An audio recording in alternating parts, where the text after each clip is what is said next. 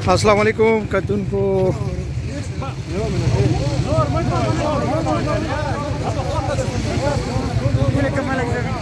बच्चे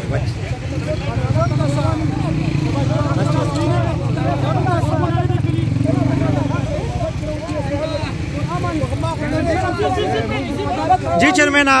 पैगाम गिरफ्तार शोई चेयरमैन पैगाम دا دی حالات راځي دا زمونږ یو خودداري جنګ لړاوی نو ما مشکلات پکې راځي او دا ته وایم د باجوړ پولیس ته ګډوډ مو د دې مجبورې رزق د خپل بچي سره لړۍ بیمار دی چې زمونږ د ټولو حق دی موږ به قرآن د احتجاج کوو دا اف آی آر یو دا کاران دي دا موږ نشي کولی जी जी जी जी ये चल आखिरी پیغام دا دی چې یو قسم نه